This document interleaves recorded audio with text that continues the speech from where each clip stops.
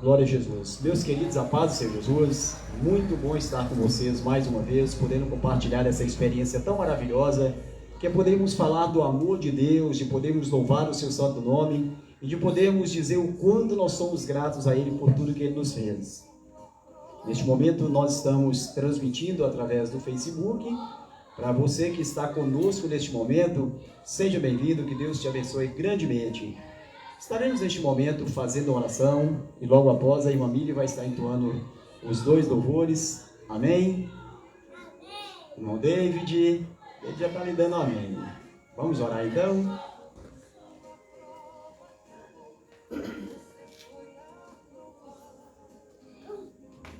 Hoje é dia de nosso estudo bíblico, então são apenas duas canções, dois louvores para adorar o nome do Senhor. Vamos estar orando aqui em família. Mas eu quero te pedir uma coisa nesta hora.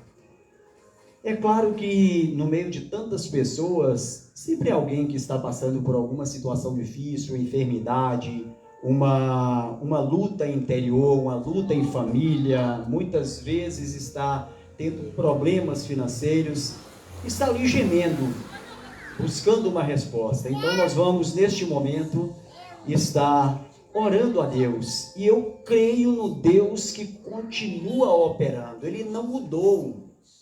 Talvez a gente não veja com tanta frequência, mas é porque as pessoas estão deixando de acreditar num Deus que tudo pode.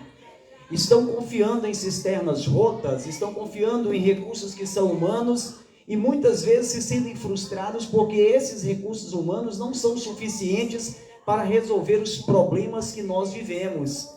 Mas Deus continua o mesmo. Nós é que estamos nos esquecendo de nos dirigir a Ele e pedir tão somente a Ele, porque Ele é aquele que tem todo o recurso e tem prazer de entrar na nossa vida e mudar a nossa história. Então nós vamos estar orando neste momento. Você na sua casa, você que está compartilhando conosco através da internet, seja agora ao vivo, seja no futuro, quando estiver vendo esse trabalho através da gravação, que Deus ele possa tocar na sua vida e mudar tudo na sua vida em nome de Jesus. Vamos orar neste momento. Mili. Pai, nós te adoramos mais uma vez, nós te bendizemos. Louvamos o teu nome porque sabemos, Pai, que só tu és Deus. Que não há outro além de ti, Senhor, a quem nós devemos nos dirigir, a quem nós devemos clamar, e que pode de verdade nos socorrer. Deus, eu te peço em favor desta família que está atribulada, te peço em favor, meu Pai, deste homem, desta mulher, que estão passando por dificuldades nas diversas áreas da sua vida, seja ela na vida financeira, seja ela no seu corpo físico com uma enfermidade que tem lhe impedido de trabalhar com dignidade para suprir a necessidade da sua casa, seja, meu Deus, nos conflitos familiares ou mesmo nas dificuldades criadas pelos filhos e com os filhos, Pai. Eu sei que tu tens poder para entrar neste momento e operar a grande diferença. Eu te peço, meu Deus, porque eu creio no teu poder para curar, eu creio no teu poder para libertar, eu creio no teu poder para dar a resposta à necessidade mais profunda da alma humana, e é por isso que nós nos dirigimos a ti, louvando e te bendizendo de todo o nosso coração, no nome do Senhor Jesus. Há uma palavra dita para Marta por Jesus Cristo: se creres e não duvidares, verás a glória de Deus. Que seja assim sobre a sua vida. Vamos estar neste momento ouvindo dois louvores com a irmã Mili. Ela vai estar lendo o versículo da palavra de Deus, entoando dois louvores e fazendo oração para que nós possamos dar início ao nosso estudo essa noite, que trata sobre o estágio mais profundo da prova.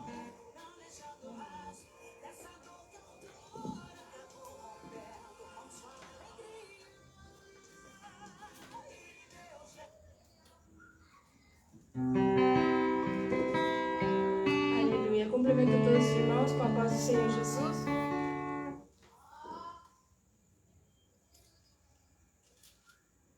Quero ler um versículo que se encontra no livro de Isaías.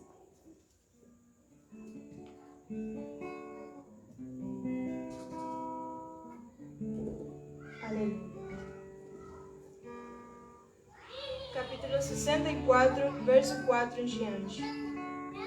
Porque desde a antiguidade não se ouviu, nem com o ouvido se percebeu, nem com os olhos se viu um Deus além de ti, que trabalha para aquele que nele espera.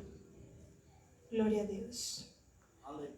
É maravilhoso, né? Confiar plenamente no Senhor, sabendo que Ele conhece o nosso coração, conhece a nossa necessidade, Ele se preocupa com nós. É um Deus presente na nossa vida, não é um Deus que fica longe da gente como se fosse inalcançável, mas ao contrário, Ele compreende que nós somos pó e se compadece de nós. Quero louvar com 2 hinos da harpa. 304, a face adorada. Expressando toda a dor, eu vou a cantar. E o Calvário ao pecador sempre apontar. Flechas transpassaram me, padeci grande dor. Mas Jesus, minha luz, fez-me vencedor. A face adorada de Jesus verei, com alegria amada no céu estarei, na mansão dourada e nos vou cantar. A Jesus, minha luz, que me quis salvar. Hoje a noite escurecer, no servir Jesus, mas clamado com poder brilhará a luz. Hoje os laços de Satã todos me cercarão. Mas Jesus, minha luz, a face adorada de Jesus verei, com alegria amada no céu estarei, na mansão dourada e nos vou cantar. A Jesus, minha luz, que me quis salvar. Quando estou a contemplar a montanha além, onde a luta a governar, está Jesus também, e estende a sua mão sobre nós ali. Sei assim que por mim Cristo verá aqui, a face adorada de Jesus verei, com alegria amada no céu estarei, na mansão dourada e nos vou cantar. A Jesus, minha luz, que me quis salvar.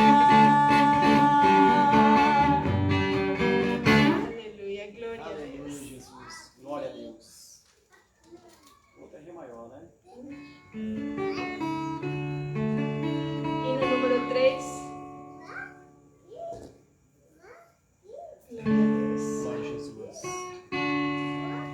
Plena paz e santo gozo, bendito, ó meu Jesus, pois sempre em tua morte sobre a cruz. No Senhor só confiando, neste mundo viverei, entoando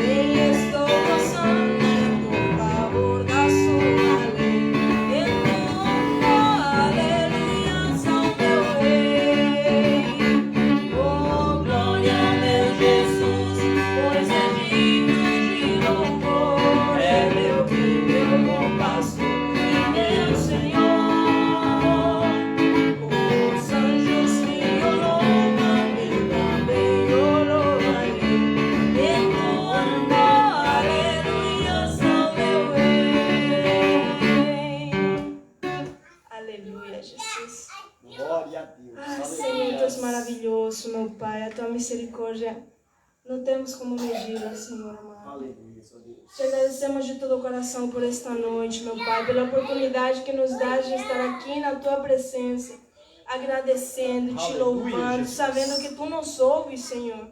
Apesar da nossa simplicidade, apesar da nossa condição humana, Senhor, Tu nos demonstras todos os dias, através da Tua palavra, que Te importas conosco. Te glorificamos, Senhor, pelo Teu amor, que não tem limites, meu Pai, que se entregou por nós, que se sacrificou, que ressuscitou para nos dar a oportunidade de sermos chamados filhos do Altíssimo, meu Pai. Te glorificamos, Senhor, por esta noite, por este culto. E te pedimos que abençoes, meu Pai, cada pessoa que esteja ouvindo, meu Pai, seja à distância, seja aqui perto. Eu te peço, abençoa a vizinhança, meu Deus. Cada família, Senhor amado, que está ao nosso redor. Cada criança, meu Deus, em nome do Senhor Jesus. Vá ao encontro, meu Pai amado, daquele que está caído. Levanta, Senhor. Eu te peço, vá ao encontro daquela família que está destruída e restaura. Vai ao encontro das pessoas que estão perdidas, Senhor, vivendo neste mundo sem esperança, Senhor, achando que a sua dor é incurável, que o vazio do seu coração, Senhor, não pode ser preenchido. E eu te peço, salva essas pessoas, Senhor amado. Mostra-lhes a tua luz, mostra-lhes a tua graça, Senhor. Eu te peço, Senhor amado, abençoa a palavra que vai ser ministrada nesta noite. E abençoa, Senhor, preparando o nosso coração para recebê-la como o alimento, o pão da vida que Ele é, Senhor. Eu te agradeço de todo o coração, meu Pai. Eu te peço, abençoa cada palavra, cada louvor. Recebe a nossa adoração. E neste momento te entregamos, Senhor, a primeira parte deste culto. Recebe, Senhor amado, no teu trono de graça. Recebe com o nosso louvor. Em nome do Senhor Jesus. Amém. Em nome de Jesus. Aleluia. Glória a Deus. Deus maravilhoso.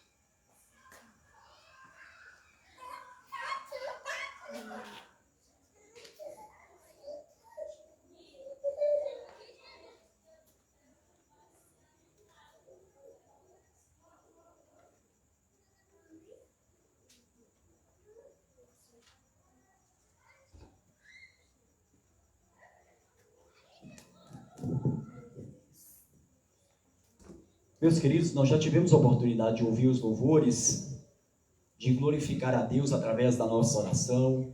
E sabemos que o Senhor tem cuidado de cada um de nós, pois o simples fato de estarmos aqui nesta noite, podendo compartilhar do amor de Deus, e sabendo que o próprio Deus, ele se incumbe de realizar a sua obra no coração humano, isso já é uma tremenda alegria, uma grande responsabilidade de fazer o que nós estamos fazendo neste momento. Bem, nós estaremos falando um pouco sobre o estágio mais profundo da prova.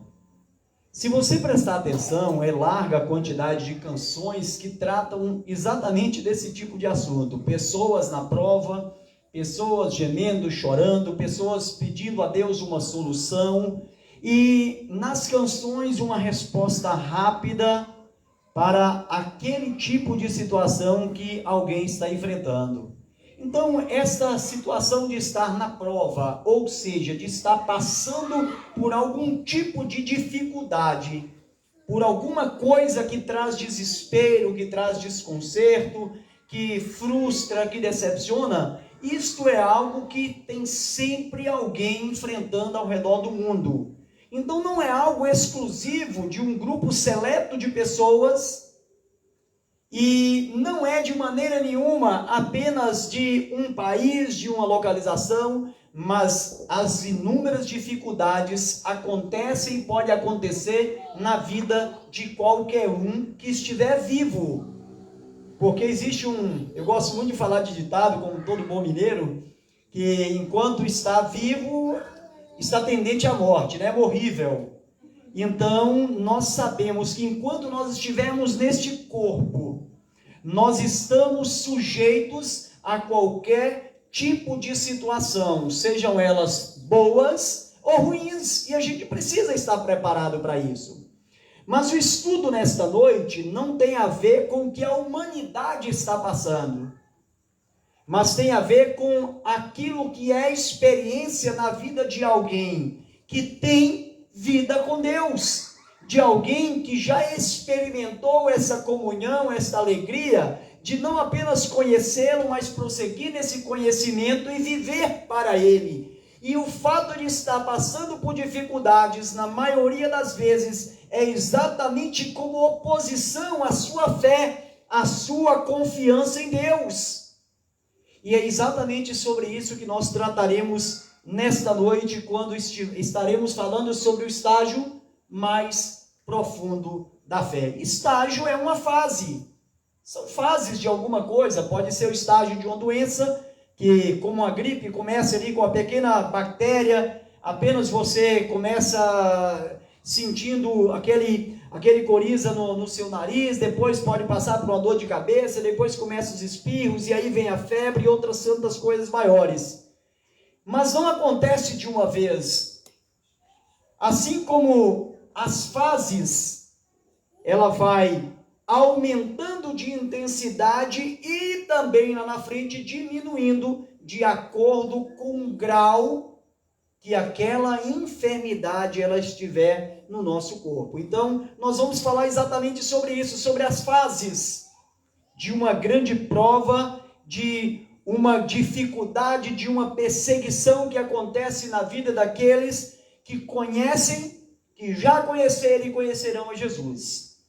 Para isso, nós vamos iniciar falando sobre o texto que se encontra no livro de Romanos, capítulo 8, versículo 35, e Paulo sabia muito bem o que era ser provado, porque Paulo foi um homem que viveu para o Evangelho. A partir do momento em que ele teve o encontro com Jesus, ele passou a viver para Deus e experimentou todo tipo de perseguição, assim como também enfrentou situações de enfermidade, de necessidade, privações. Ele passou todo tipo de coisa. Então, Paulo estava falando não de algo que ele sabia na vida de outras pessoas, mas de algo que ele vivia diariamente. Era a sua experiência pessoal com Deus, enquanto servo do Senhor. Então, Paulo, lá no capítulo 8, versículo 35, ele nos diz o seguinte: na verdade, são diversas coisas. Quem nos separará do amor de Cristo? A tribulação, ou a angústia, ou a perseguição, ou a fome, ou a nudez, ou o perigo, a espada? E aí ele ainda continua dizendo, como está escrito, por amor de ti somos entregues à morte todo dia, fomos reputados como ovelhas para o matadouro. Mas em todas essas coisas somos mais do que vencedores por aquele que nos amou. Porque estou certo de que nem a morte, nem a vida, nem os anjos, nem os principados, nem as potestades, nem o presente, nem o porvir, nem a altura, nem a profundidade, nem alguma outra criatura nos poderá separar do amor de Deus que está em Cristo Jesus, nosso Senhor. Finalizando essa passagem, no versículo 39, ele está como que respondendo o versículo 35. Quem nos separará do amor de Cristo? E ele diz que nada nos separará do amor de Cristo. E quando ele está falando de separação, ele não está falando por causa das alegrias deste mundo. Paulo aqui está tratando sobre sofrimentos que nós passamos na carne, sobre situações que nós enfrentamos ou podemos enfrentar no nosso dia a dia. Ele está falando sobre a fome, sobre a perseguição, sobre a nudez, sobre o frio, sobre as calamidades, sobre todo tipo de situação que uma pessoa pode enfrentar por amor a Cristo Jesus. E lá na frente ele dá a resposta. Então nós vimos a palavra do Senhor, ela nos instruindo, mostrando que nós podemos passar por todas essas situações, ou por muitas delas, mas o resultado final depende exatamente de todo o processo, onde esse estágio ele se propaga nas diversas fases, que podem começar de uma maneira simples, de uma coisa boba, aparentemente tranquila, algo que pode ser resolvido com facilidade, mas pode aumentando de nível para tentar retirar de nós a paz de espírito, a alegria de viver e a confiança em Deus. E aí nós vemos a palavra do Senhor, também Paulo agora já falando para Timóteo, lá no 2 Timóteo capítulo 3, versículo 2, que também todos os que piamente querem viver em Cristo Jesus padecerão perseguições. Então Paulo já estava dizendo, se você quer ter uma vida na presença de Deus, com fidelidade, com compromisso, não espere que as coisas serão fáceis. Você vai ser perseguido. Vão se levantar contra a sua vida para tentar abater a tua fé, para mostrar para você se você está firmado em Cristo ou se você simplesmente é um religioso que aceitou um costume, uma coisa gostosa, uma mudança momentânea de vida. E é isso que a palavra de Deus nos trata nessa noite. Primeiro, quem é que pode nos separar do amor de Deus? Segundo ponto, todos aqueles que querem viver piamente para Cristo Jesus padecerão perseguições.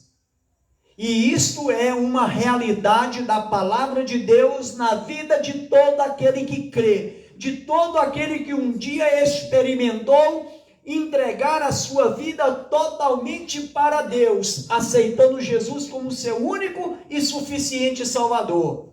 Então isso quer dizer que a gente vai ficar atribulado? Então isso quer dizer que eu já vou levantar cheio de dores? Que eu vou passar um dia cheio de problemas? Não! Mas nós estamos sujeitos a tudo isso. E nós vamos mostrar até que ponto alguém pode chegar numa situação como essa, nos utilizando de um homem que é muito conhecido na história.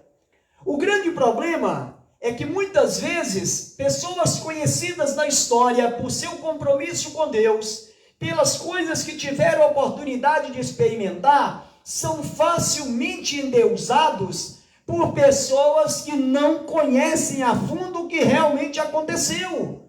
Porque nós temos muita facilidade de ver alguém começar um comércio agora e dentro de um ano se tornar um homem bem-sucedido e dizer, poxa, ele deu sorte.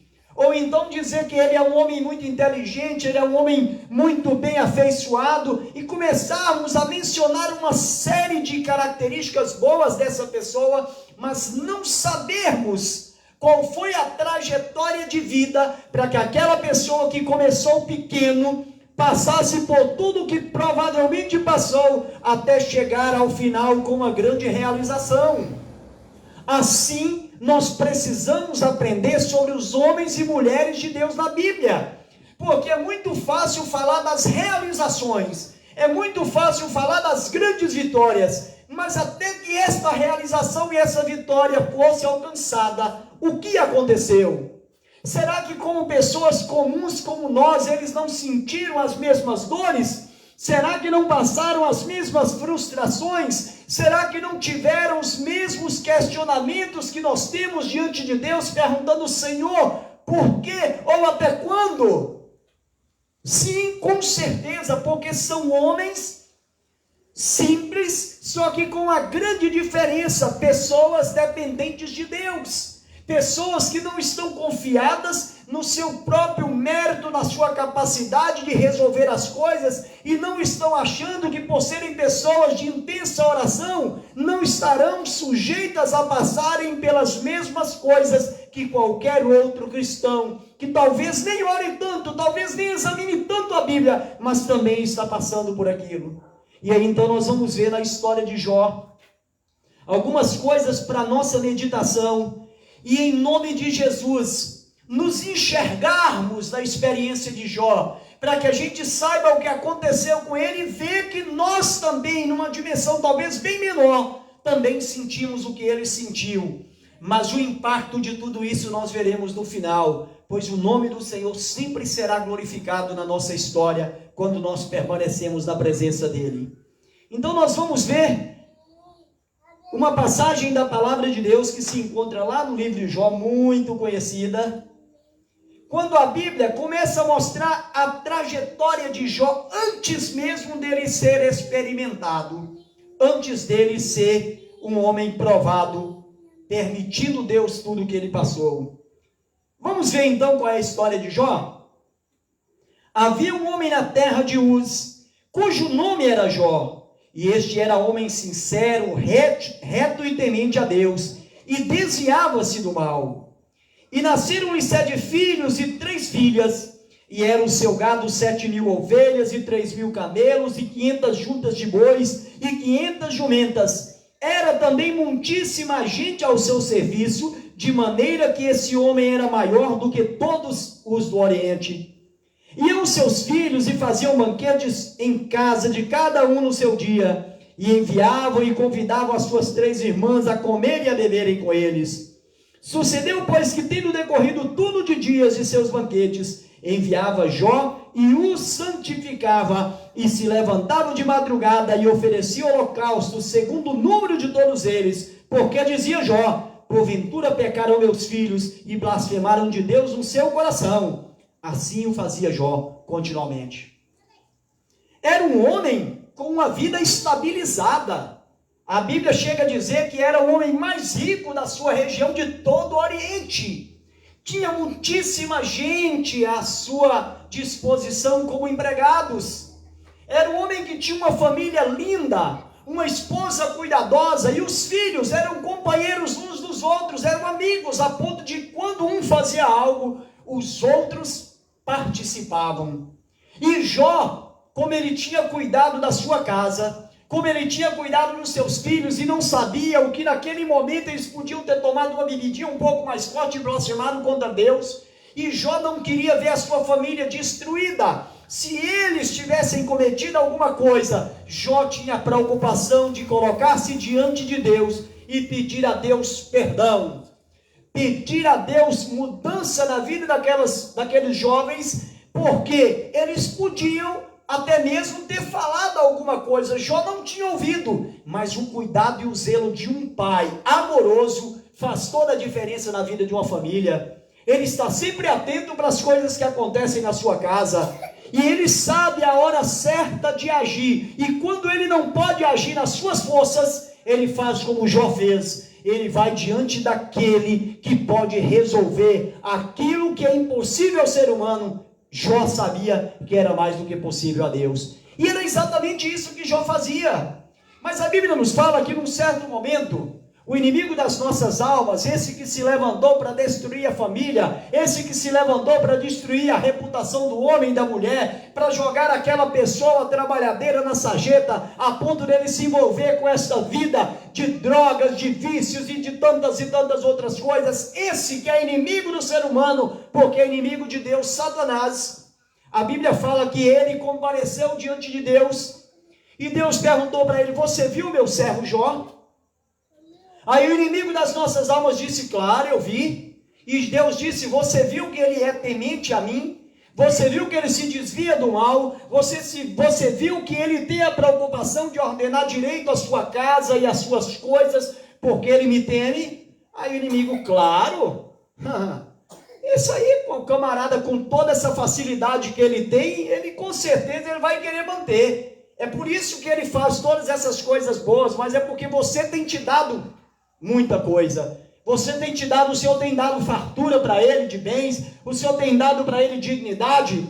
E aí Deus pegou e permitiu que Satanás tocasse na vida de Jó, na sua casa, e fizesse aquilo que nós vamos ver agora. Olha bem como o destino de uma pessoa, sem perceber, ele pode mudar de uma hora para outra, por causa de uma ação demoníaca.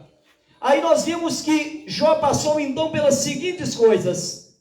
E sucedeu um dia em que seus filhos e suas filhas comiam e bebiam vinho na casa do seu irmão primogênito, que veio um mensageiro a Jó e lhe disse: os bois lavravam e as jumentas pasciam junto a eles, e eis que deram sobre eles os sabeus e os tomaram, e os moços feriram ao fio da espada, e eu somente escapei para te trazer a nova.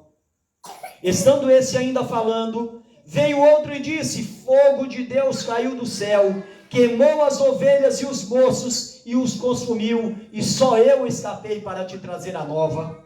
Estando este ainda falando, veio outro e disse: ordenando os caldeus 3 bandos, deram sobre os camelos e os tomaram, e os moços feriram ao fio da espada, e só eu escapei para te trazer a nova. Estando ainda este falando, veio outro e disse: estando teus filhos e tuas filhas comendo e bebendo vinho em casa de seu irmão primogênito, eis que um grande vento sobreveio da além do deserto, e deu nos 4 cantos da casa, o qual caiu sobre os mancebos, e morreram, e só eu escapei para te trazer a nova.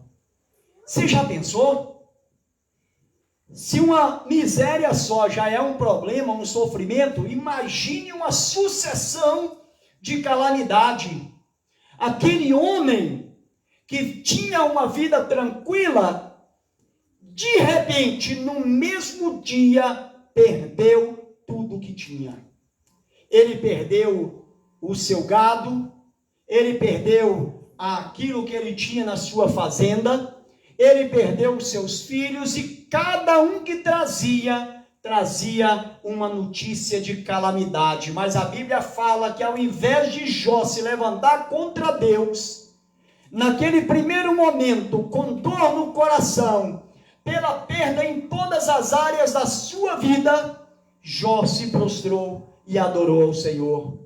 E em um segundo momento, depois de ainda estar nessa situação, a Bíblia nos fala que mais uma vez Satanás se apresentou diante de Deus e falou para Deus que Jó só ainda mantinha a sua integridade, porque o seu corpo físico estava intacto. E Deus permitiu que Jó fosse tocado. E Jó foi tocado com doença incurável, a tal ponto que ele tinha que ficar jogando pó sobre o seu corpo e rapando as suas feridas com um caco. Isto é chegar literalmente ao fundo do poço. Eu até diria mais, o poço já não era suficiente, ainda cavar um pouquinho mais para poder ficar mais fundo. Isto foi a vida de um homem que teve tudo o que tinha. Ele perdeu tudo. Mas se nós esmiuçarmos isso, nós vamos dizer então, mas ele não blasfemou contra Deus. Mas é importante nós entendermos algumas coisas que acontecem e que aconteceu na vida de Jó, porque talvez alguém daqueles que estão nos assistindo, que estão nos escutando, passaram por alguma coisa enquanto servem a Deus. Talvez tiveram um problema no seu trabalho e com isso as dívidas se avolumaram, tiveram dificuldades. Alguns talvez perderam até mesmo a casa que tinha, um bem que tinha, a sua saúde, a família. Mas eu quero aproveitar nesta noite, já que nós estamos estudando a palavra de Deus, nós vemos alguns detalhes para nós entendermos a extensão do sofrimento de Jó. Porque se separarmos tudo o que aconteceu, se nós separarmos cada uma dessas situações, nós veremos que cada uma delas, independente, era um impacto terrível na vida daquele homem, como seria na vida de qualquer pessoa que tem uma experiência com Deus. E aí nós vimos então, e eu quero passar a esta parte, que a primeira coisa em que Jó foi tentado, ele foi provado, melhor dizendo, não tentado, mas provado, foi exatamente naquilo que ainda não tinha se mostrado depois da conversa do inimigo, mas foi falado por ele. Porque Satanás, quando ele acusou a Jó diante de Deus, ele também acusou Deus diante daqueles que estavam ali. Porque ele disse que Jó era o interesseiro. Mas ao mesmo tempo ele falou para Deus que Deus estava se utilizando daquele interesse de Jó em ter coisas e manter as coisas, para que Jó ficasse fiel a Deus. Então ele julgou Deus, ele não julgou apenas Jó, porque ele disse: olha, é claro, é debalde que ele está te servindo, você te cercou ele de coisas, de bens, de vida vitoriosa. Parece que ele estava subornando o Jó para... É como minha esposa está dizendo aqui agora, é como se Satanás estivesse dizendo: Deus, você está subornando Jó. Você está dando aquele dinheirinho para ele, para que ele pegue e se mantenha fiel a você, como acontece muitas vezes na política. Parece incrível, né? Triste. Mas é exatamente isso que estava acontecendo. Jó estava acusando Deus de não agir corretamente. Aliás, Satanás estava acusando Deus de não agir corretamente no seu trato com relação a Jó. E como usando a expressão que Miri disse, como que subornando. Então, a primeira prova de Jó, na verdade, é uma em que tantas pessoas caem. Você já prestou atenção com que facilidade uma quantidade muito grande de pessoas que não tinham nada, quando começa a melhorar de vida, começam a pisar nos outros, começam a achar que são melhores do que os outros, porque ele adquiriu um grau de escolaridade maior, porque ele teve a oportunidade de fazer uma faculdade, porque ele pode talvez ser um advogado e ter o seu escritório de advocacia, ou trabalhar numa grande empresa, ou conseguir passar num concurso e ter um salário muito bom, e daí a pouco o camarada, o homem, a mulher que não tinha nem sequer uma bicicleta direita, e quando tinha daquelas que anda meio torto, daí a pouco chega com um carro do ano, com um carro importado, um carro de 100 e tantos mil reais, e a pessoa já chega que não quer nem pisar no saldo mais. Por quê? Porque começa a achar que é muito bom. Ele se vê em tão alta estima que, se tomar cuidado, não pisa nem na terra mais. E esta foi a primeira prova, o primeiro teste de Jó. Porque sendo quem ele era, tendo o que ele tinha, ele não deixou que a riqueza subisse ao seu coração. E aí a gente se lembra de uma passagem que está lá no livro de Provérbios, capítulo 30, versículo 9. Provérbios, capítulo 30, versículo 9.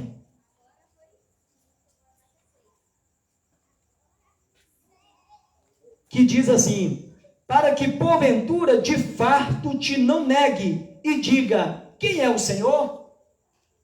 Aí eu me lembro de outro versículo, que eu não, nesse momento a minha memória não me diz onde é que está, mas que fala que a alma farta, ela pisa o favo de mel, mas para o faminto até o amargo é doce. Ou seja, quando a coisa está difícil, qualquer coisa serve, mas quando ele está farto, ele pisa o favo de mel. Pense bem. Ele simplesmente ignora aquilo que é muito bom, aquilo que é precioso. Mas não foi assim com Jó. E olha que Jó não tinha uma experiência pessoal com Deus. Ele ainda estava naquela fase de descobrimento. Porque tudo que Jó fazia era baseado naquilo que Jó havia escutado acerca de Deus. Acerca de Deus e de tudo que Deus já havia feito e aquilo que Deus havia se comprometido a fazer. Isto foi suficiente naquele primeiro momento para que Jó sentisse temor de Deus e para que Jó tivesse a confiança de se dirigir não aos deuses da terra, não aos deuses das nações, mas se dirigir ao Senhor dos senhores, aquele que é o Criador dos céus e da terra. E a Bíblia então nos mostra que Jó, ele não negou ao Senhor tendo bens, ele não negou ao Senhor e não pisou em ninguém porque ele tinha adquirido uma lãzinha a mais. Ele não mudou aquilo que ele era por causa das coisas que ele adquiriu. Ao contrário, examinando as Escrituras, a gente percebe que tudo que ele tinha, ele usava em favor das pessoas e não apenas da sua família, mas ele estava disposto a estender as suas mãos a todo aquele que precisasse, e ele aproveitava o privilégio e a oportunidade de ter bens para poder ajudar outras pessoas. Então, primeiro, Jó já passou de largo, ele não teve problema com relação a isso. Então, em segundo ponto, nós vemos que Jó teve uma tremenda perda financeira. O homem mais rico do Oriente, Agora já não tinha o gado, não tinha as plantações, estava sem aqueles recursos aparentes para poder saldar os seus compromissos. E uma das coisas que nós precisamos observar, por favor, quando alguém que serve a Deus está passando por uma situação financeira difícil, ou quando alguém, uma pessoa que serve a Deus ou não serve, ele está passando por um momento financeiro difícil. Não apenas ele é desequilibrado, mas também aquela perda financeira, aquele problema financeiro acaba trazendo também uma dificuldade para as outras pessoas que dependem dele. Lembre-se que no princípio, quando nós estávamos lendo, a Bíblia nos informa na história de Jó, que havia muitas famílias dependentes de Jó. E sendo ele quem ele era financeiramente falando, com certeza, talvez até mesmo os recursos daquela cidade giravam em torno daquilo que as fazendas de Jó produziam. Então o comércio precisava daquela entrada, daqueles recursos que vinham através dos bens de Jó, do patrimônio de Jó, da produção que Jó tinha ali na cidade e também para venda em outros lugares, porque ninguém vai ficar juntando gado só para poder dizer que tem milhares. Com certeza ele fazia um trabalho de venda da sua produção para outras pessoas, e isso movimentava o comércio local, isso mantinha as famílias. E agora que Jó perdeu tudo isso? Agora imagine a situação desse homem ainda devendo. Imagine uma outra quantidade de pessoas que não têm recursos financeiros, não tem dinheiro em caixa, que depende daquelas entradas mensais. O colapso financeiro em que se encontrou aquela região, principalmente aqueles que dependiam diretamente de Jó. Então, quando ele perdeu financeiramente, não apenas ele, mas muitíssima gente também acabou sofrendo o impacto daquela provação de Jó. Então não é difícil encontrar numa casa em que os problemas financeiros estão se avolumando, e você veja uma cidade como Guajará-Mirim, por exemplo, vamos citar aqui, se o comércio começa a definhar, ele começa a definhar porque já não tem mais entrada, porque o setor público já não consegue pagar bem, porque as outras áreas já não pagam bem. A tendência é que os comércios vão diminuindo de tamanho até que, se não todos, a maioria deles feche as portas. E as pessoas que dependiam daquele emprego acabam sendo obrigadas a se mudar de cidade. E o local onde antes era movimentado com um comércio firme, acaba pouco a pouco se transformando numa cidade fantasma. Eu viajo pelo Brasil, e o que eu já vi de cidades nesta condição, em todos esses meus anos de viagem, de trajetória, são muitas cidades que só estão sobrevivendo por causa da ajuda do governo. Pessoas que ainda têm alguma coisa para comer, porque existe um auxílio mensal. Se não fosse isso, aqueles locais já teriam sido totalmente abandonados. Por quê? Porque aquilo que movimenta a cidade não está tendo, que é o dinheiro, que é a moeda corrente, que é fruto do trabalho que traz desenvolvimento em todas as áreas na vida das pessoas que moram naquele lugar. Então nós percebemos que houve uma crise financeira muito difícil ali. E isto foi um dos grandes impactos. Então, primeira prova foi com relação à riqueza que Jó tinha, e ele conseguiu superar. A segunda, onde ele entrou, foi uma crise financeira, um impacto muito grande que atingiu não apenas a sua casa, mas atingiu todas as pessoas que dependiam dele. Terceiro ponto, perda dos filhos. Meu amigo, que coisa gostosa a alegria dos filhos. Pergunte para a maioria dos pais idosos que já não tem os filhos morando dentro de casa, só está ele e a mulher. Que silêncio que fica a casa. Não tem aquela coisa gostosa da conversa, das brincadeiras. O pai sente falta e a mãe sente falta até de chamar a atenção dos filhos. Porque aquela baguncinha que existia ali já não tem mais. E os pais se sentem entristecidos porque têm vontade que os filhos voltem para dentro de casa, ou então os pais acabam desejando sair de dentro da sua casa e ir para junto dos filhos. Mas são duas realidades diferentes a partir do momento em que os filhos saem de dentro do lar. Agora, numa situação como essa, um telefonema já ajuda a matar a saudade. Uma videochamada já ajuda a matar a saudade. Uma ida lá ou de lá para cá ajuda a matar a saudade. Mas quando é a morte que faz essa separação, então não tem jeito. Só restam as lágrimas, só restam as lembranças de alguém que não vai voltar para perto de nós. E aí a dor se torna muito maior, porque é uma dor cuja separação não tem volta. Mas Jó não perdeu apenas um filho, perdeu todos os seus filhos, 7 filhos homens e 3 filhas mulheres. 10 filhos de uma única vez foi o impacto na vida daquele moço. Então ele teve uma perda familiar tão terrível. E a questão dos filhos é tão forte, que você se lembra o que aconteceu lá nas 10 pragas do Egito? Enquanto as pragas estavam acontecendo, Faraó e os egípcios ainda estavam suportando. Mas quando chegou a 10ª praga, que foi a morte dos primogênitos, a dor foi tão forte, que já eram os egípcios querendo dar pressa para que aquele povo saísse do meio deles, porque eles não suportaram a dor da perda do seu filho primogênito, daquele que tinha vindo primeiro para dentro de casa.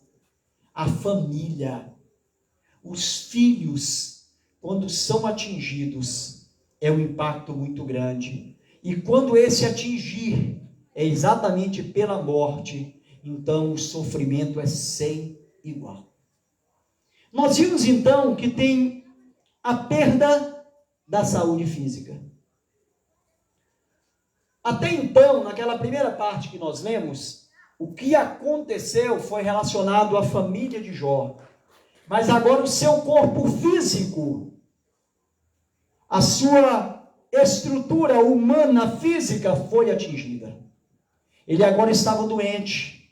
Ele agora estava sentindo dores. Ele agora estava sentindo toda aquela agonia de alguém que fica um período muito longo sendo atacado no seu corpo. Não era somente uma dor de cabeça. Era algo muito mais profundo, que fez com que ele não tivesse mais o prazer e a alegria de estar vestido com roupagem como nós vestimos. Porque ele precisava se coçar. Ele precisava estar constantemente raspando aquelas feridas e toda a purulência que estava nelas, todo aquele pus, toda aquela sujeira. Imagine num calor escaldante uma pessoa passando por uma situação como essa. E não era um pobrezinho, mas era alguém que tinha vindo de uma situação financeira invejável. E daí a pouco está naquela posição, sentado no chão, se coçando, jogando pó e cinza sobre o seu corpo para tentar aliviar aquilo que ele estava sentindo, as dores que estavam no seu corpo físico e que não lhe deixavam ter sossego para fazer as coisas básicas, como a alegria de almoçar, como a alegria de tomar algo, como a alegria de se banhar, como a alegria de dormir. Por quê? Porque estava no seu corpo lhe incomodando e lhe maltratando, tanto naquilo que ele sentia, como na outra área, que era a sua área emocional. A Bíblia nos fala que quando os amigos de Jó vieram até ele, o que eles viram não foi um homem falante. O que eles viram não foi um homem que estava ali sorrindo, se alegrando, mas eles viram um homem em silêncio. Nem se queixando naquele momento ele estava mais. O emocional dele estava num impacto tão grande que eu acredito que a última coisa que ele queria na frente era o espelho. Porque se ele se olhando do jeito que ele se olhava já era difícil, imagine se colocassem diante dele o espelho para ele ver a extensão da miséria humana que aquele homem se tornou por causa daquela enfermidade. Ele foi atacado emocionalmente. Porque na mente de uma pessoa fica assim, será que não vai mudar não? Será que daqui a pouco eu vou melhorar? Será que eu vou morrer? E se eu morrer não é melhor? Mas e se eu continuar vivo e eu pegar e ser restaurado? Então há um conflito muito grande na mente. O emocional acaba sendo abalado. Não tem como. Ele era um ser humano. E ele não sabia de onde estavam vindo todos aqueles ataques. Ele não sabia de onde estava vindo toda aquela provação. Ele não sabia de onde estava vindo tudo aquilo na sua vida. Ele não sabia. E aí então nós vemos outra coisa. A perda da sua dignidade.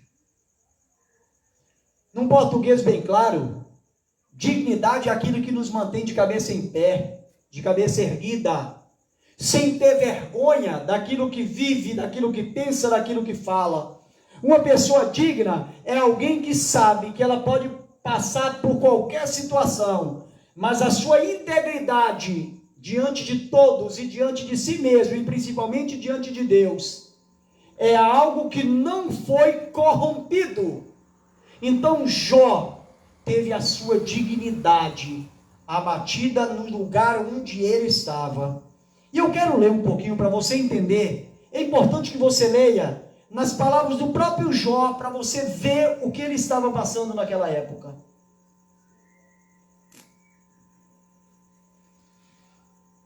Jó capítulo 29, versículo 2 em diante. Preste atenção, meu querido. Se você nunca leu esse texto, leia. Guarde essa passagem, examine, para você ver que não é todo mundo que consegue suportar uma situação de viver como ele vivia, para depois de ver o que ele passou a ter. Ele diz bem assim, prosseguiu Jó em sua palavra, dizendo: quem me dera ser como fui nos meses passados, como nos dias em que Deus me guardava, quando fazia resplandecer a sua candeia sobre a minha cabeça, e eu com a sua luz caminhava pelas trevas. Como era nos dias da minha mocidade, quando o segredo de Deus estava sobre a minha tenda, quando o Todo-Poderoso ainda estava comigo e os meus meninos em redor de mim. Olha o sentimento do pai. E os meus meninos, meus filhos. Quando lavava os meus passos em manteiga e da rocha lhe caíam ribeiros de azeite. Quando saía para a porta da cidade, na praça fazia preparar a minha cadeira. Os moços me viam e se escondiam, e os idosos se levantavam e se punham em pé. Os príncipes continham as suas palavras e punham a mão sobre a sua boca. A voz dos chefes se escondia e a sua língua se pegava ao seu paladar. Isso quando ele ainda estava na sua realeza. Ouvindo-me algum ouvido, me tinha por bem-aventurado. Vendo-me algum olho, dava testemunho de mim. Porque eu livrava o miserável que clamava, como também o órfão que não tinha quem o socorresse. A bênção do que ia perecendo vinha sobre mim, e eu fazia que rejubilasse o coração da viúva. Cobria-me de justiça, e ela me servia de vestido, como manto e diadema era o meu juízo. Eu era o olho do cego, e os pés do coxo. Dos necessitados era pai, e as causas do que eu não tinha conhecimento inquiria com diligência. E quebrava os queixais dos perversos, e os seus dentes tirava a presa. E dizia: no meu ninho expirarei e multiplicarei os meus dias como areia. Ouvido-me esperavam, e em silêncio atendiam ao meu conselho. Acatada a minha palavra não replicavam, e minhas razões destilavam sobre eles, porque me esperavam como a chuva, e abriam a sua boca como a chuva tardia. Se eu escolhia o seu caminho, assentava-se como chefe, e habitava como rei sobre as tuas tropas, como aquele que consola os que praneiam. Olha bem Jó dizendo o que acontecia. A tal ponto ele era respeitado, a tal ponto ele era valorizado e ouvido como um referencial de vida, não apenas para os meninos, mas também para os idosos, para os anciãos e para os príncipes da cidade. Mas aí a gente vê Jó, depois dessa situação, e aí olha bem a palavra que Jó diz: mas agora se riem de mim os de menos idade do que eu, e cujos pais eu teria desdenhado de pôr com os cães do meu rebanho. Jó disse claramente: hoje zombam de mim, hoje fazem questão de rir da minha vida, da minha miséria, porque olham para mim e veem simplesmente uma coisa qualquer, totalmente debilitado, destruído. Isto foi a realidade de Jó depois que ele se encontrou nessa situação. E ainda vem a incompreensão conjugal. A mulher de Jó chegou para ele e falou: mas espera ainda, você ainda mantém sua integridade? Você ainda continua sendo fiel a Deus, aos princípios que você aprendeu? Você ainda continua dizendo que Deus é verdadeiro, que Deus é todo poderoso? Você ainda continua dizendo que Deus é fiel? Você ainda vai continuar com essa história ainda? Todo mundo está vendo o que você está passando. Olha aí, ó, seus amigos que não são crentes, estão tudo batendo de carro bom. Olha aí as mulheres dos seus amigos aí, como estão tudo aí, tudo grafininha, arrumadinha, tudo na boutique, tudo andando numa boa. Olha os filhos deles estudando aí numa escola particular. Seu filho não está podendo nem ir na escola porque não tem roupa, porque o sapato já está rasgado, se vira apenas de motivo de zombaria. E você diz que é crente, diz que conhece a Deus, depois de tudo o que aconteceu, você ainda mantém a sua integridade, você ainda continua dizendo que Deus sabe todas as coisas, que tudo coopera para o bem daqueles que amam a Deus, daqueles que são chamados segundo o seu propósito. Você ainda continua dizendo isso. Deus está no controle. Jó amaldiçoa Deus e morre logo, homem. Acaba logo com essa vida miserável, que é bom para mim, é bom para todo mundo, e você acaba de sofrer.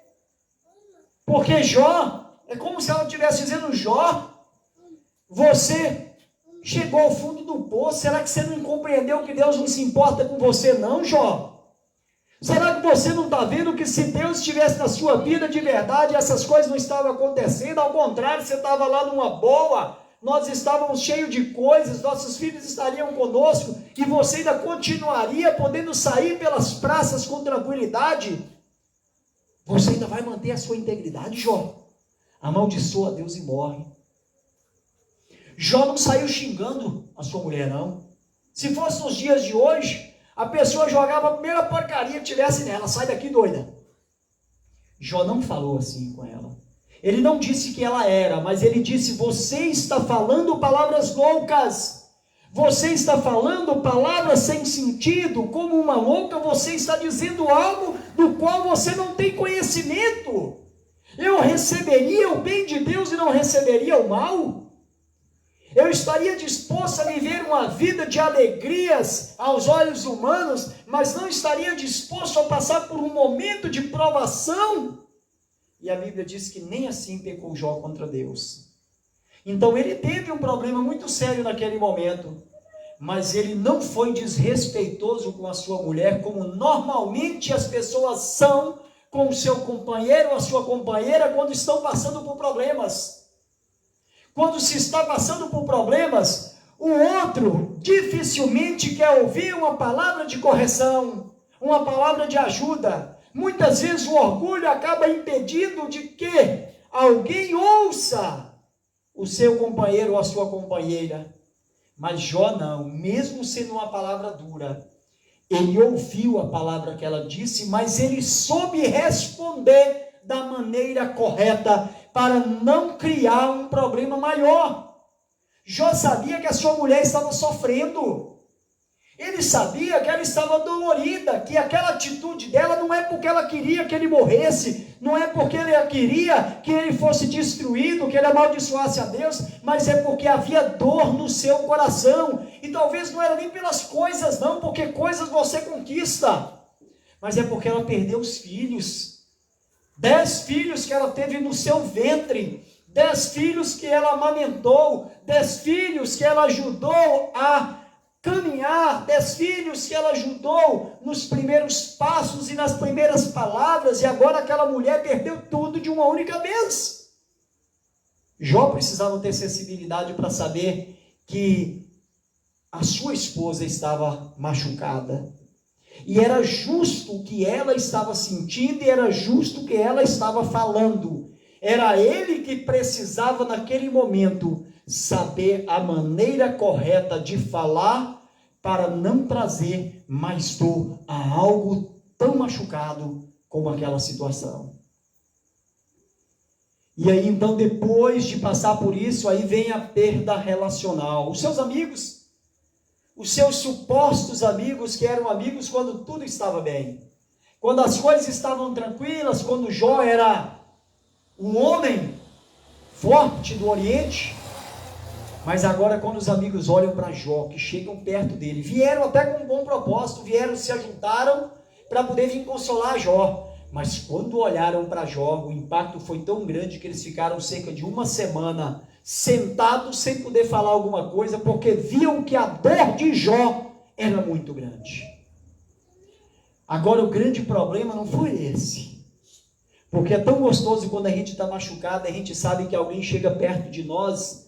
Não é para dar sermão, talvez não é nem para ajudar em alguma coisa, talvez a pessoa não tenha condição de ajudar a resolver aquilo que está acontecendo, mas o simples fato da companhia daquela pessoa junto de nós, o simples fato de você saber que alguém se preocupa conosco, que alguém está se doendo por algo que aconteceu na nossa vida e aquela pessoa não pode ajudar, mas ela sabe que estar ali vai fazer toda a diferença. Enquanto foi isso, excelente. O problema é que depois de uma semana, eles não tendo o que falar, começaram a falar besteira. Começaram a acusar Jó. Já não bastava o que Jó estava passando, os seus amigos, que aparentemente estavam ali para ser um ombro, para ser alguém que estaria lhe dando um abraço, os mesmos amigos começaram agora a encontrar, ou tentar encontrar alguma razão para o que estava acontecendo, e começaram a dizer: Jó, você pecou contra Deus, Jó, você não entendeu, Jó, na verdade Deus não se importa com você não, Ele só criou o ser humano, colocou aqui na terra, e o ser humano que se vire.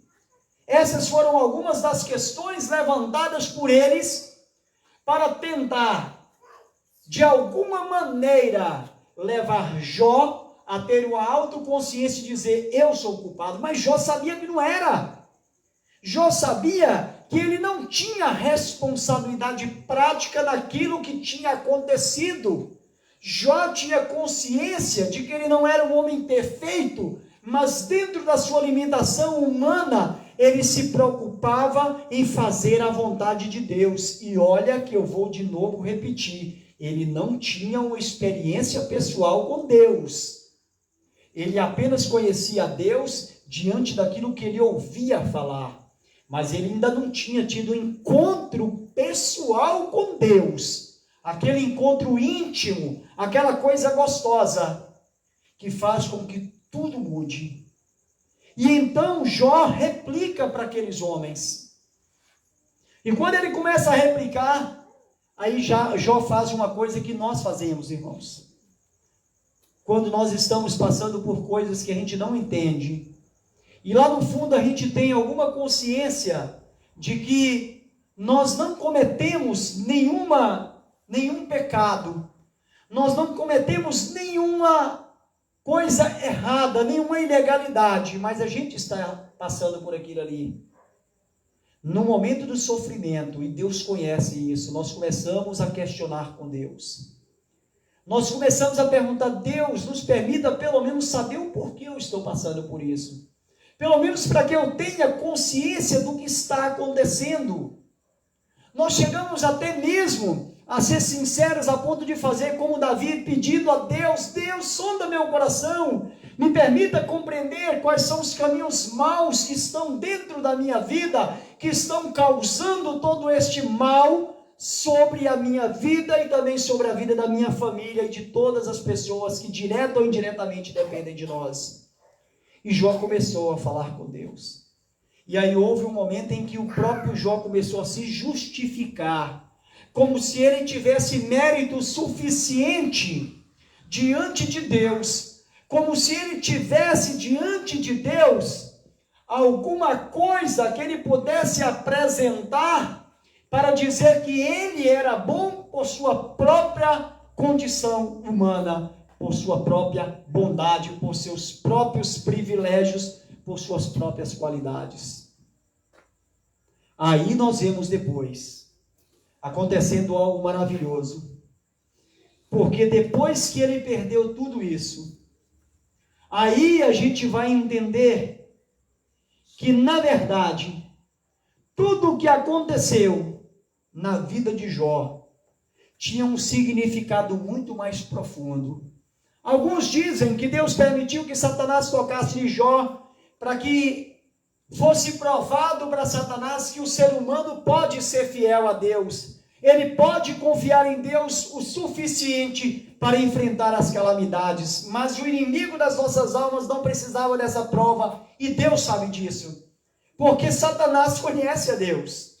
Afinal de contas, ele foi criado por Deus e ele conhece o poder de Deus como nenhum de nós ainda teve a oportunidade de conhecer, porque ele estava lá desde o princípio com Deus. Ele foi criado muito antes de nós e participou de todas as delícias do céu, a ponto de estar na posição que estava, até o momento em que começou a achar que era grande e tentou se rebelar contra Deus, mas foi desmoralizado por Deus, porque quem é a criatura para ter o poder e a autoridade do que criou? Então, com isso, não há nada na Bíblia que nos leve a crer que era para mostrar para o inimigo que o inimigo não tinha poder para mudar aquela situação, no caráter, na vida íntima de Jó. Mas uma coisa nós percebemos, e aí a gente vê Jesus lá no capítulo 10, versículo 10, falando de uma característica do diabo. Ele fala que Satanás ele não veio senão para roubar, matar e destruir. 3 características do inimigo: roubar, matar e destruir. O que o inimigo fez? Ele roubou a alegria de Jó diante daquilo que ele teve de perda. Não roubou a felicidade, mas roubou a alegria. Alegria é aquilo que nos é permitido ter momentaneamente, nos sentimos alegres, nos sentimos resolvidos, mas depois precisamos de algo novo. Aquela alegria de Jó, ela foi tirada, foi roubada. Depois ele começa a bater a fé de Jó. Ele começa a matar as convicções que Jó tinha daquilo que ele tinha ouvido falar de Deus. Para depois tentar o ponto mais importante, que é destruir a alma de Jó. Porque destruindo a alma de Jó já não haveria mais recurso. Já não teria como voltar atrás. Se Jó fizesse aquilo que a mulher de Jó lhe sugeriu, não haveria oportunidade de salvação para ele. Se ele tivesse se suicidado, não haveria mais oportunidade para ele. Porque depois da morte segue-se o silêncio, porque segue-se o juízo. Não existe mais possibilidade de arrependimento depois que se morre. A Bíblia fala lá no livro de Hebreus, capítulo 9, versículo 27, que ao homem, ou ao ser humano, é ordenado morrer uma única vez. Depois disso segue-se o juízo. Não há mais orações depois da morte. Não há mais possibilidade de retorno de arrependimento. O arrependimento acontece enquanto nós estamos vivos, enquanto nós temos a oportunidade de ouvir a palavra de Deus, nos arrepender dos nossos pecados e nos submeter a Deus, confessando os nossos pecados e aceitando Jesus como nosso único e suficiente Salvador. E aí nós temos a oportunidade de mudança aqui, para que depois da morte, aí se cumpra o que a Bíblia nos diz, que passou da morte para a vida. Que quem tem a Cristo, a Bíblia nos fala que passou da morte para a vida, porque pode morrer no corpo, mas a sua alma, no momento certo, será levantada pelo Senhor para viver uma eternidade com Deus. E foi exatamente isso que o inimigo queria, tirar de Jó a sua capacidade de conhecer a Deus, de se aproximar de Deus. E na hora que a coisa parecia realmente que estava dando certo, a Bíblia nos fala que há muitos chamados e poucos os escolhidos.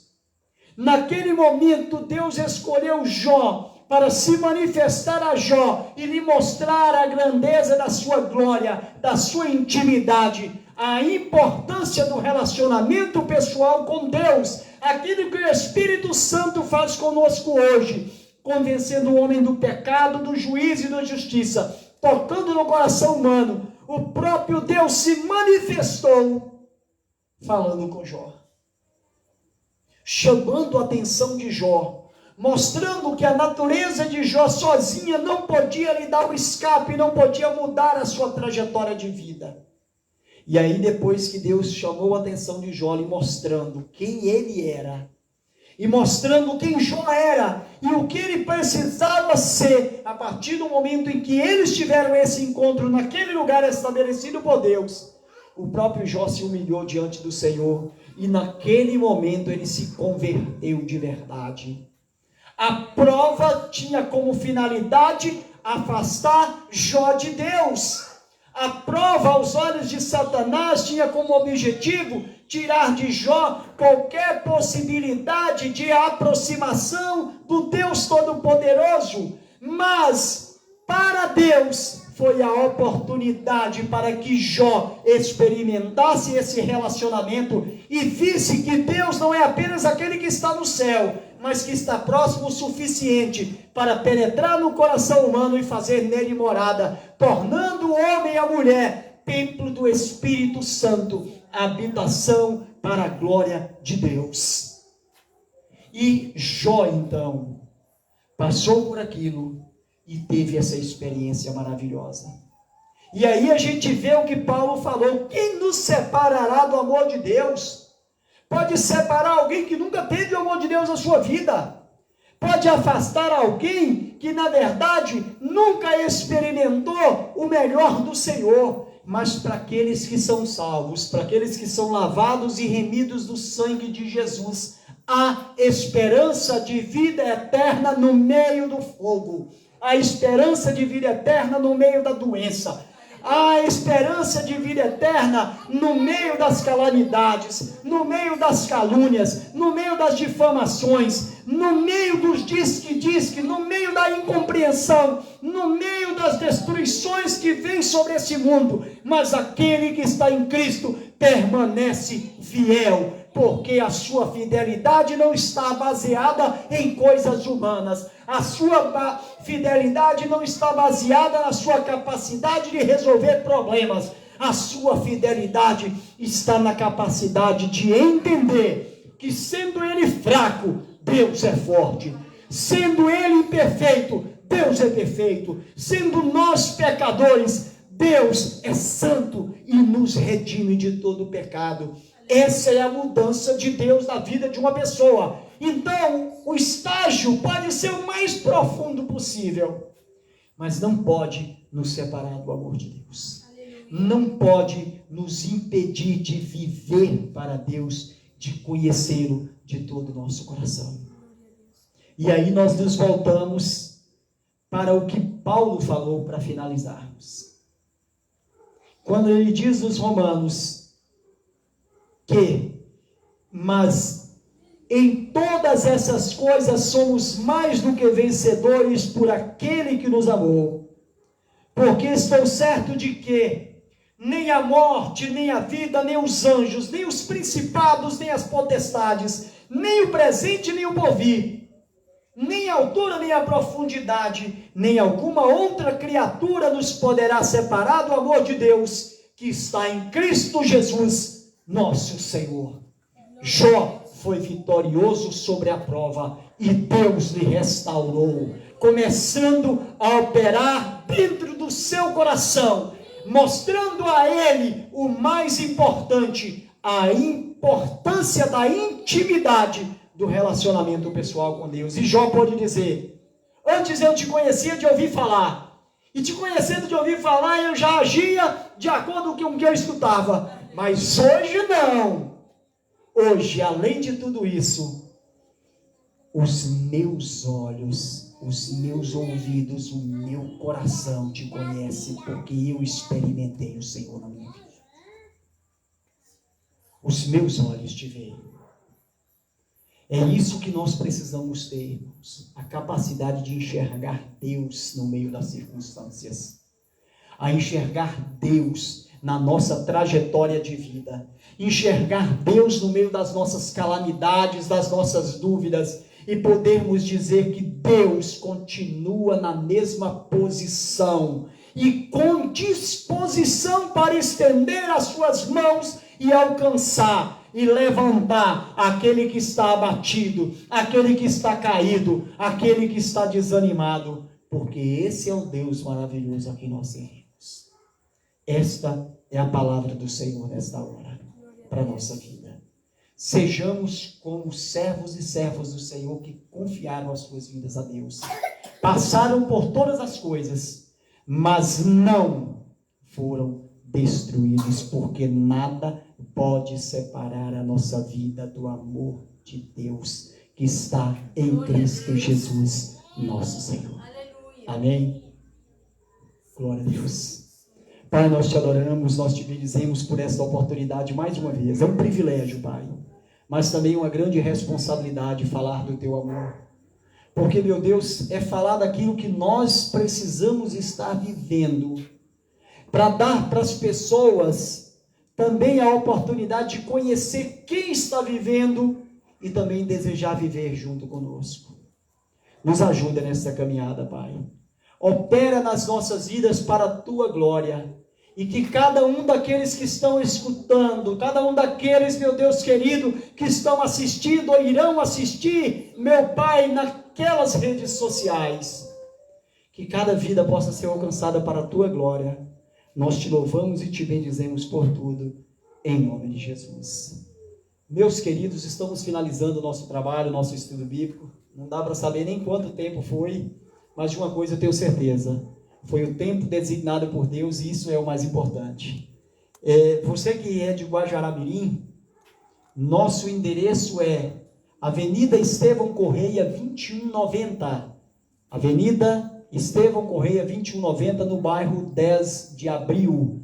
Na frente da casa está escrito Escola de Missões numa parte, na outra Comunidade Reviver os nossos dias de culto, que são às terças 19h30, a quinta-feira, domingo pela manhã às 9 horas, Escola Bíblica Dominical, e ao final da tarde, cair da noite, 18 horas, nós estamos aqui com o nosso culto aberto, todos eles transmitidos através do Facebook e a gravação colocada também no YouTube. Você é nosso convidado. Para quem está em outros estados e outros países, como alguns amigos dos países vizinhos, o nosso horário em outros estados é 1 hora a menos. Então, aquilo que é 19h30 vai ser 18h30. Você é o nosso convidado para estar conosco. Que Deus abençoe você grandemente em Cristo Jesus. A paz do Senhor.